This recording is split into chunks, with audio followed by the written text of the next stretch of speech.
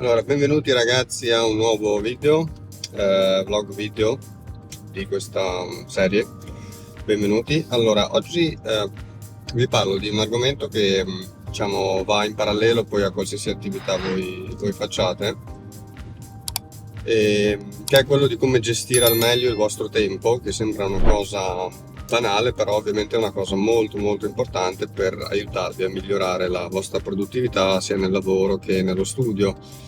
E alcune volte mi è stato chiesto, ma tu, cioè, come fai a gestire tutte le varie cose, considerando che comunque ho il mio lavoro principale da ingegnere, che voi conoscete, ho tutti i social, su Instagram sono abbastanza attivo, poi adesso ho insomma, i video su YouTube e Telegram, insomma tutte queste cose, poi ho comunque un'attività parallela che sto conducendo tra questo, quindi uno dice ma come cavolo fai a gestire tutte queste cose? Allora, vi do secondo me qualche consiglio, non sono un mago dell'organizzazione, non mi reputo tale, però ehm, il primo consiglio che vi do è quello di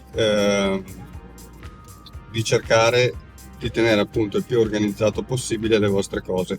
Io non sono un amante delle agende, nel senso dello scriversi ogni minima singola cosa, perché sicuramente è utile, soprattutto se siete appunto abbastanza disorganizzati, ma allo stesso tempo può essere controproducente, perché se voi diciamo vi segnate tutto quanto, rischiate poi dopo che se vi segnate più cose di quelle che poi riuscite a fare, anche di andare in overload di robe da fare, e cosa succede poi? Che molte si trascurano.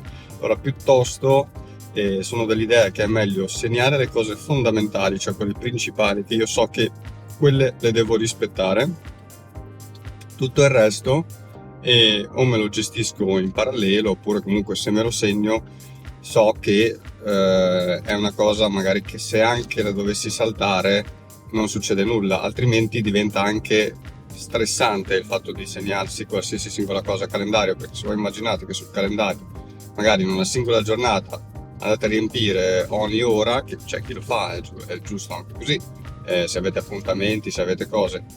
Se però vi dovete segnare per dire, non lo so, domani devo andare a cena con Tizio, che magari è un impegno anche eh, non diciamo lavorativo, di svago, ecco, io quelle cose lì cerco di evitarle, perlomeno finché il mio cervello ancora funziona, ma poi capita a volte che uno si scorda anche questa roba. Quindi questo è il primo consiglio che vi do.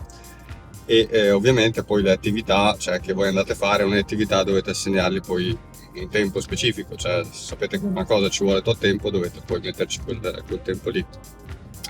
Ovviamente una cosa fondamentale per gestire il tempo, ma anche migliorare la produttività, è eliminare le distrazioni, perlomeno durante i periodi in cui dovete fare determinate cose, perché sono quelle che alla fine ci rubano più tempo.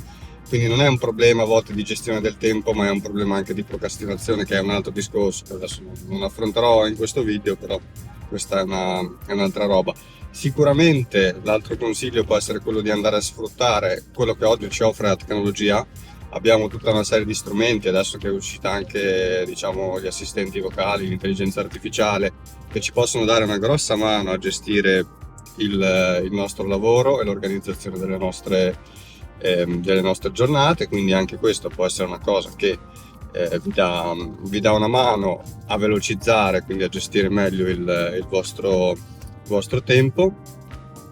Altra cosa importante quando vi prefissate un qualcosa che dovete fare, siate realistici, cioè se voi sapete che quel giorno lì avete un impegno e quell'impegno lì per essere completato ha bisogno di, non lo so, mezza giornata di lavoro, non scrivete che lo fate in 5 minuti, perché sennò poi questo ovviamente vi fa accavallare le cose e non riuscite a portare a termine, a portare a termine le cose.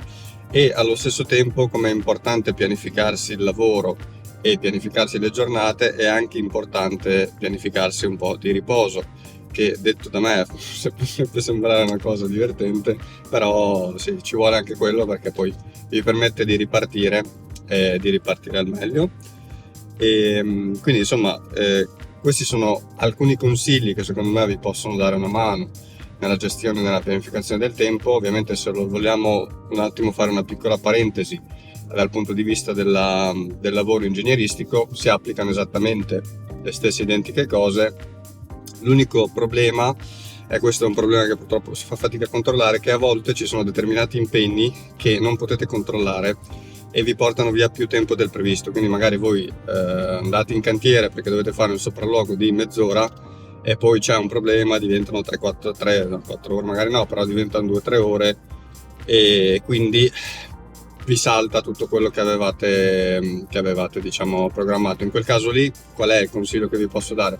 Cercate comunque di procedere uno step alla volta, cioè se vi eravate prefissati poi di andare a concludere un lavoro che avevate lì, dovevate finire, date priorità a una cosa alla volta, chiudete una cosa alla volta. Questa è una delle regole fondamentali della produttività, cioè aiuta tantissimo.